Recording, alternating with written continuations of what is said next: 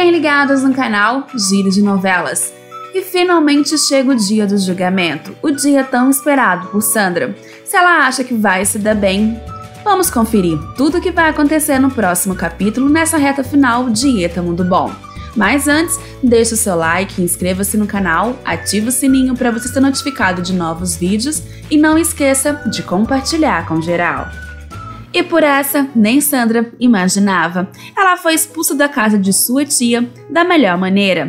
Policarpo simplesmente deu um coice e ela foi arremessada pela janela. Ernesto foi ajudar a Amada, que saiu toda descadeirada e mancando. Enquanto isso, o pessoal observa pela janela e é claro que agradece o burro Policarpo. E ao chegar em casa, Sandra não consegue nem sentar direito, mas garante que vai acabar com todos, principalmente com Anastácia. E na fazenda, Boca de Fogo pergunta para Leonardo se ele gostou da janta. Foi Filó quem fez. E é claro que além de ter gostado de Filomena, ele gostou de saber que a moça sabe cozinhar. E Sarita assanhada chama Romeu para dançar. A princípio ele se nega, mas acaba aceitando. Quem não gosta muito disso é Mafalda, que se incomoda muito. Leonardo diz a Filomena que vai embora, mas volta. E Filomena fica preocupada mesmo com a falta de notícias de Candinho. Ela teme que pode ter acontecido alguma coisa. E do outro lado, Candinho diz que já deveria ter buscado Filomena, mas com esse processo é melhor esperar. Severo convida Diana para dormir na cama. Ela acaba aceitando. E como sempre, os dois começam a discutir. Hilde pensa em sair do dance e já ir com Brás para Rio de Janeiro, mas ele consegue manipular a moça, que aceita tudo que ele diz. Boca de Fogo e toda a família tentam administrar a fazenda para mostrar para Zé dos Porcos que não precisa dele. Alice visita Cláudio e assim que Araújo chega, a menina diz que não gosta dele. Olga questiona por que ela não gosta. Ela diz que ele é do mal e mente. Cláudio sofre ao ver que Alice foi embora. Ele pensa que perdeu a amizade da amiga, só que Olga diz que ela volta. Maria visita Jerusa no hospital, que está muito triste, e Maria tenta consolar a amiga. Osório vai até a igreja e explica para o padre o porquê precisa mudar a data de seu casamento. E Sandra está certa que vai sair vitoriosa do julgamento. E ainda colocará a titia no hospício de brinde.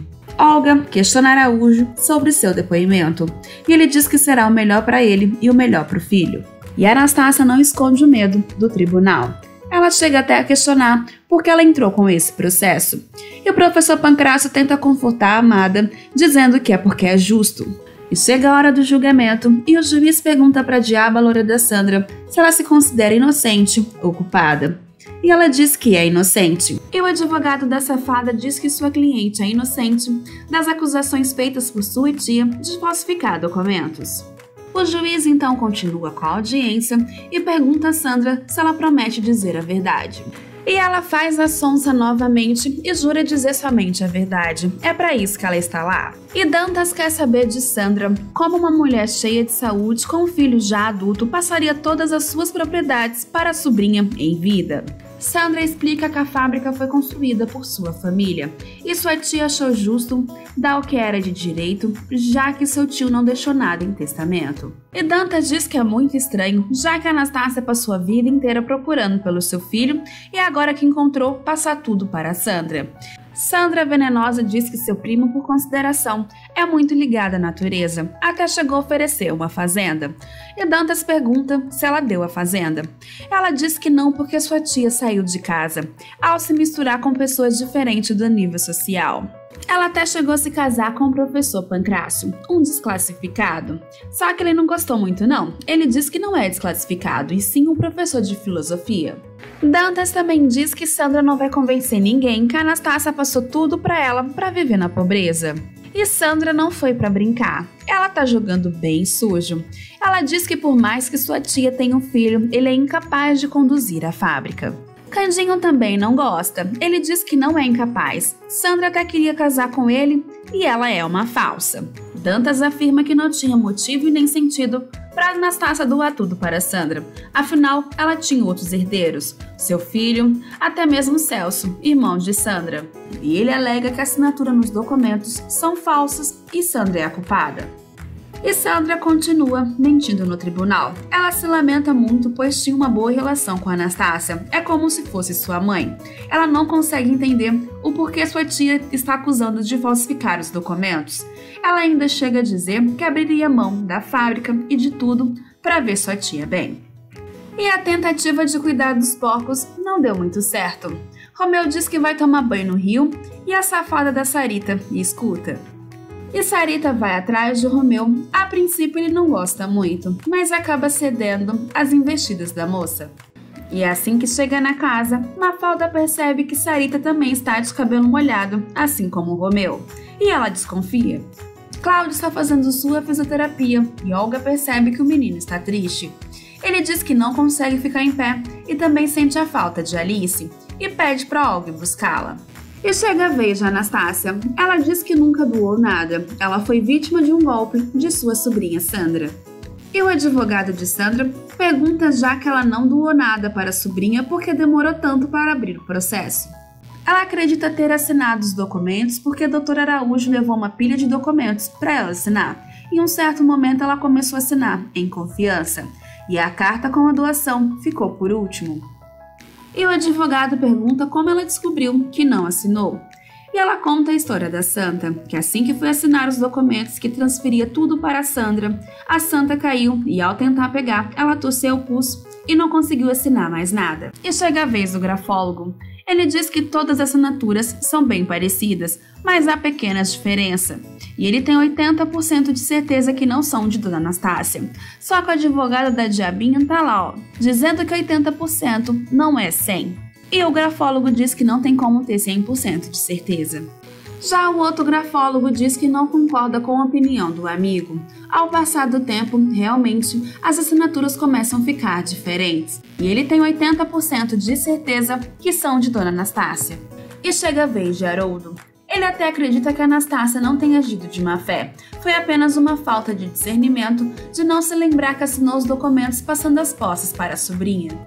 E chega a vez de Dr. Lauro. Ele diz que como clínico da família, a Anastácia está em perfeitas condições. Só que o advogado da Diaba pediu para os juízes considerar a testemunha, pois ele é só um médico clínico, ele não é psiquiatra. E o juiz concede o pedido do advogado de Sandra. Agora é a vez de Candinho. Ele se atrapalha um pouco para falar, mas diz que sua mãe não é doida. Ela fica um pouco nervosa, mas nervosa mesmo ela ficou quando Sandra tomou tudo que era dela. Essa Sandra é esperta, ela até tentou casar comigo, só que eu disse não no altar. Ele diz que deveria ter escutado melhor o seu amigo Policarpo. O advogado de Sandra pergunta quem é Policarpo, e ele diz que é o burro. E com a ajuda de Olga, Alice visita Cláudio, e ele quer saber da menina o que o pai dele fez para ela. Ela disse que para ela nada, mas ele fez uma coisa muito errada e continua fazendo. E Cláudio quer saber o que é. Alice diz que ele fez uma coisa muito errada para Dona Anastácia e vai mentir no tribunal contra ela. E ele é um covarde, e ela sai correndo. E Cláudio diz a Olga que precisa falar com seu pai. E chega a vez do professor Pancrácio. Ele diz que sempre gostou de Anastácia, só não se casou com ela antes devido à classe social. E o advogado de Sandra pergunta qual é a profissão dele. Ele diz que é professor de filosofia, mas o advogado questiona se ele é professor porque foi preso vestido de bailarina. E chega a vez de Celso. Celso diz que conseguiu 30% da fábrica e passou para sua tia. O advogado pergunta como. Celso diz que Sandra tinha assinado uma promissória de alto valor e passou 30% da fábrica para ele. O advogado diz que Celso fez chantagem com a própria irmã, além de se aproveitar do estado de saúde de sua tia para ficar com a parte dela na fábrica. E chega a vez de Maria. Maria diz que Anastácia acolheu no momento que ela mais precisou.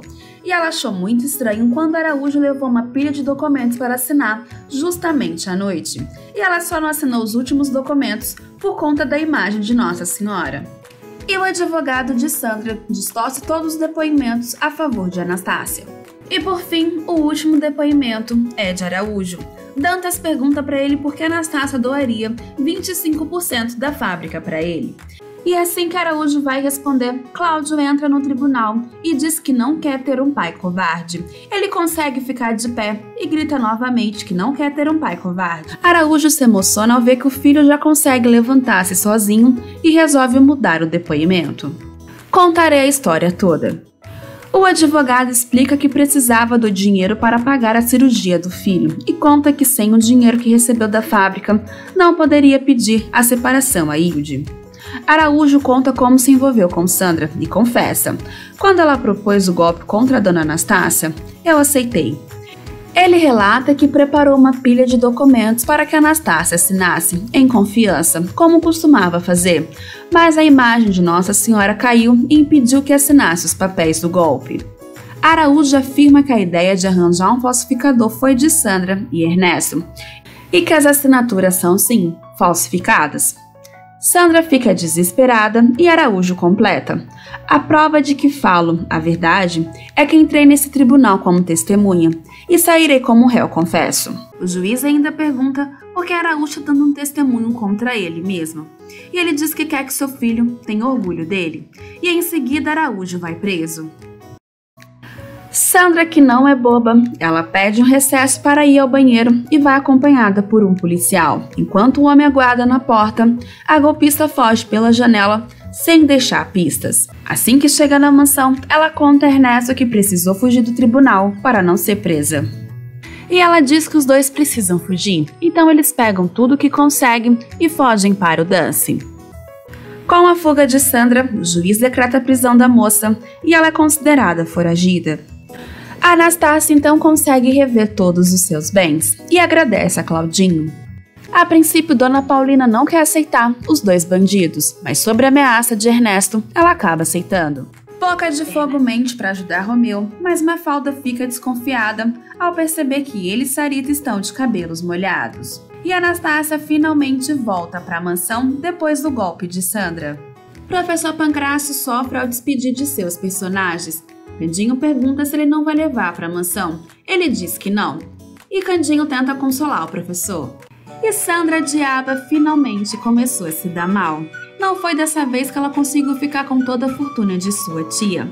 Confira tudo o que vai acontecer nos próximos capítulos nessa reta final de Iê Tá Mundo Bom. E não esqueça de deixar o seu like, inscrever-se no canal, ativar o sininho